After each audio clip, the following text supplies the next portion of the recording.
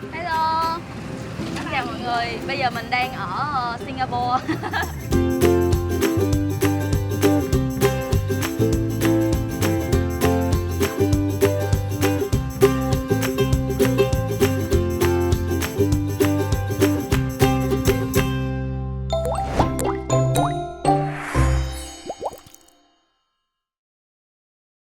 Nhiều khi ta muốn ta được bé lại, để khi đi chung có người đi tìm.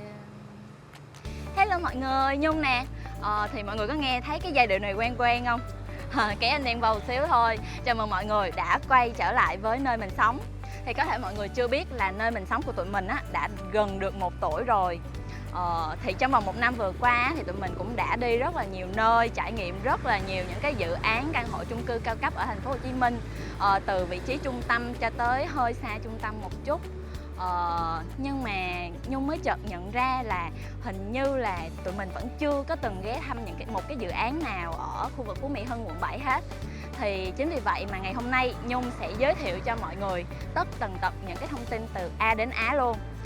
Những cái gì mà Nhung biết về khu vực ở đây, những cái mà Nhung đã tìm hiểu được á, thì ngày hôm nay Nhung sẽ chia sẻ hết. Chúng ta sẽ có một cái tour du lịch Phú Mỹ Hưng từ trên cao.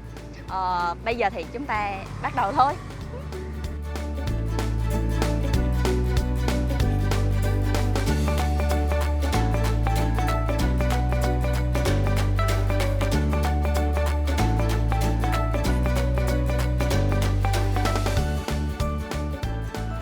Đầu tiên thì nói về vị trí thì khu vực Phú Mỹ Hưng á, nó nằm ở phía nam của thành phố Hồ Chí Minh.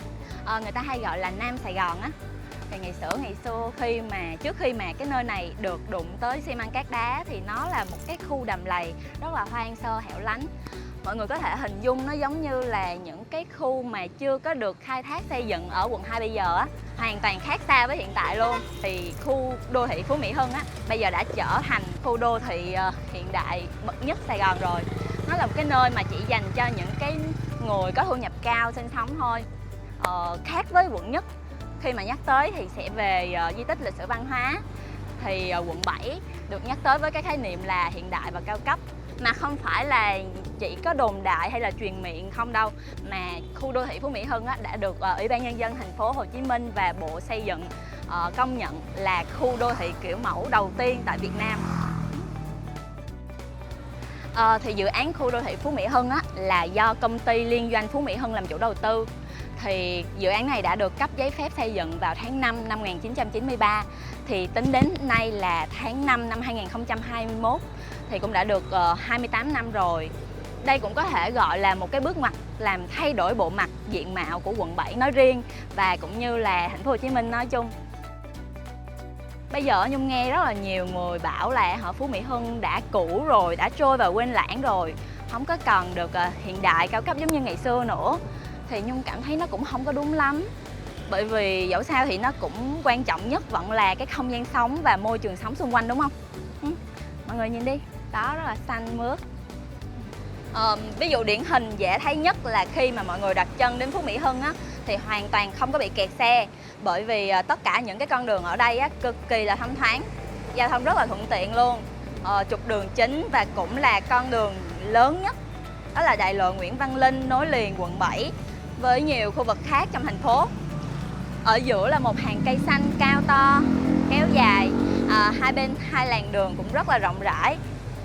Bên cạnh đó thì các con đường khác trong khu vực như là Bùi Bằng Đoàn nè, Nguyễn Đức Cảnh, Nguyễn Lương Bằng thì đường to đường nhỏ gì cũng rất là sạch sẽ và thông thoáng luôn. Không có hề bị kẹt xe, nóng bức, khói bụi như là khi chúng ta đi di chuyển trong trung tâm thành phố đâu. Hello, trời ơi, nóng quá, 32 độ, cái nắng của Sài Gòn. Nhưng tính vô để mua nước để đập tan cơn khát. Mà mọi người biết điều gì xảy ra không? Tên tên. Nope. Đây, rồi các anh shipper ngồi đợi xếp hàng dài luôn. Ở đây mình sẽ có một cái dịch vụ đó là xe điện. Người ta sẽ chở mình đi dạo một vòng khu vực Phú Mỹ Hưng này luôn. Thì để Nhung gọi điện cho anh tài xế đến đây để đưa tụi mình đi ha. Ngay Sky Garden 3. Dạ, khoảng tầm bao lâu anh đến hả? Dạ rồi, ok em đợi. Thì ở đây người ta sẽ đến tận nơi để rước mình luôn. Mấy anh này rất là rành đường, cho nên là mình chỉ cần nói địa chỉ ở đây thôi là người ta sẽ tới liền á. Ảnh hẹn Nhung 5 phút thì chắc là sẽ tới bây giờ đó.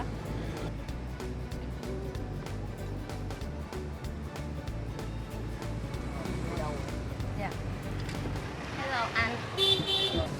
Ở đây mình có cái bảng giá này mọi người. Thì xe này cái kiểu của nó giống như là xe taxi vậy đó. Sẽ đi xung quanh đây, rồi ai cần đi đâu di chuyển qua khu vực nào thì xe sẽ đưa mình đi. Cứ một lần lên xe như vậy là 15.000. Cứ đi vòng về thì 25.000. Bao xe trong vòng 30 phút với giá là 180.000. Còn nếu như 45 phút thì là 250, 60 phút thì là 300.000. Thì cái trên chuyến xe này mình đi bao nhiêu người cũng được hết. Nhưng thấy trên này là có 1, 2, 3, 4, khoảng tầm 6-7 người gì đó. Chỗ ngồi cho 6-7 người thì mình đi đâu cũng được hết. Thì trong vòng cái thời gian đó mình đi đâu cũng được hết trong cái khu vực Phú Mỹ Hưng này. Em thấy rất là hay. Giống như là đang đi du lịch gì đó mọi người. Ngoài hệ thống giao thông hiện đại thông thoáng ra thì Phú Mỹ Hưng còn được bao bọc với những cái kênh rạch nè, hồ nước kết hợp với cái không gian xanh mát, tạo nên những cái khu cảnh quan nó giống như là những cái khu resort sang chảnh vậy đó. Thì hiện tại là mình đang ở khu Sky Garden. Mọi người có thấy là hai bên đường có rất là nhiều các quán ăn mà có đề biển chữ Hàn Quốc á. Mọi người biết tại sao không? Tại vì ở đây là người Hàn Quốc sinh sống rất là nhiều, cho nên là những cái quán ăn cũng để những cái tiếng Hàn Quốc là chủ yếu. Ở đây rất là xôm tụ ha, lúc nào cũng đông đúc tấp nập hết á. Bây giờ thì chúng ta đang đi qua ngã tư. Ngã tư này là ngã tư Nguyễn Văn Linh giao với lại đường Phạm Văn Nghị nè. Khu vực Sky Garden lúc nãy là khu H, còn bây giờ thì chúng ta đang di chuyển qua khu S. Thì khi mà mình sử dụng xe điện này thì mình sẽ có hai mục đích. Mục đích đầu tiên thì có thể là mình sẽ đi tham quan du lịch Phú Mỹ Hưng, hoặc là hình thức thứ hai thì mình có thể sử dụng làm một cái phương tiện di chuyển hàng ngày, có thể đưa đón con đi học nè, hay là mình đi mua sắm, hay là đi đâu đó. Đây mọi người có nhìn thấy không? Đây là khu vực Hồ Bán Nguyệt, cầu ánh sao nè. Nhìn xa xa là mọi người có thể nhìn thấy được cái cầu ánh sao luôn á, cây cầu check-in của giới trẻ. Đoạn đường chúng ta đang di chuyển là đường Tôn Giật Tiên. Thì chắc hẳn là nó rất là quen thuộc với những cái bạn mà hay đi qua khu vực này ha. Chúng ta đang di chuyển tới trung tâm thương mại Crescent Mall.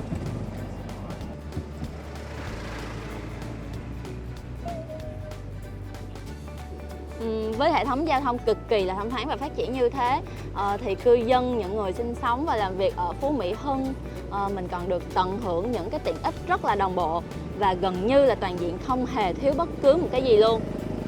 Ví dụ như là bệnh viện đi ha, thì ở Phú Mỹ Hưng có một cái bệnh viện quốc tế rất là nổi tiếng, đó chính là bệnh viện Pháp Việt. Ngay bên cạnh là bệnh viện Tim Tâm Đức nè. Về chợ thì chúng ta sẽ có chợ Tân Mỹ. Nếu mà gia đình nào có con nhỏ mà lo không biết khu vực này có trường học hay không thì chắc chắn sẽ chuyển thành lo không biết là mình sẽ chọn trường nào, vì nó có cả hệ thống trường công lập lẫn quốc tế từ mầm non đến đại học luôn. Ví dụ như là Võ Thị Sáu nè, Đinh Thiện Lý hay là trường Nam Sài Gòn, IMIT, rất là nhiều những cái trung tâm Anh ngữ, tiếng Hàn, tiếng Hoa, rồi dạy đàn hay là dạy vẽ gì đó. Chuyện ăn học ốm đau bệnh tật xong rồi thì chúng ta sẽ lo đến vấn đề vui chơi giải trí ha. Thì chúng ta sẽ có hai trung tâm thương mại lớn, đó là SC Vivo City nè và Crescent Mall. Ngoài tất cả những cái gì mà Nhung kể nãy giờ thì ở Phú Mỹ Hưng còn có trung tâm hội chợ và triển lãm quốc tế SDCC nữa.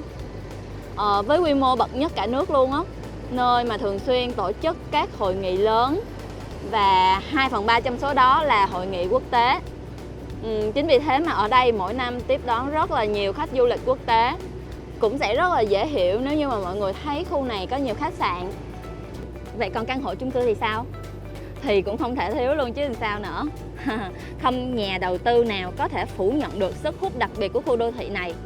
Chính vì thế mà rất là nhiều dự án bất động sản đều quy tụ về đây. Kể cả những cái khu lân cận cũng được thơm lây luôn. Cụ thể là tất cả những cái dự án khu vực phía Nam thành phố Hồ Chí Minh đều lấy địa mốc gần Phú Mỹ Hưng làm lợi thế để nâng tầm chất lượng. Với những cái lời giới thiệu dự án như là liền kề Phú Mỹ Hưng nè, rồi cách Phú Mỹ Hưng 2-3 phút gì đó. Và không biết là vô tình hay là cố ý mà Phú Mỹ Hưng lại trở thành cái tiện ích ngoại khu siêu đỉnh của những cái dự án phía Nam luôn. Trải qua hơn 25 năm hình thành xây dựng và phát triển thì Phú Mỹ Hưng đã hoàn thành và bàn giao hàng trăm dự án từ trung cấp cho đến cao cấp, căn hộ, nhà phố hay là biệt thự. Đáng kể đến như là Green Valley nè, Scenic Valley, Happy Valley hay là Happy Residence Premier, Dư Bình Hill hay là River Park Premier, Star Hill hay là The Panorama. Và còn rất là nhiều nữa mà Nhung thật sự không thể nào kể hết luôn. Và nếu như mà có cơ hội á, thì chắc chắn nơi mình sống sẽ ghé thăm từng khu căn hộ một. Nếu như mà mọi người muốn biết thêm thông tin chi tiết về những cái căn hộ chung cư thuộc chủ đầu tư Phú Mỹ Hưng như thế nào á, thì hãy cùng để lại bình luận ở phía bên dưới cho tụi mình cùng biết với nha. Bởi vì những cái lời bình luận của mọi người á cũng tiếp thêm động lực cho tụi mình rất là nhiều để có thể ra được những cái video mới. Đến đây thì chào tạm biệt mọi người và hẹn gặp lại mọi người vào những video tiếp theo của nơi mình sống. Nhớ bấm vào đường link đăng ký để theo dõi những cái video mới của tụi mình nha. Bye bye và hẹn gặp lại mọi người.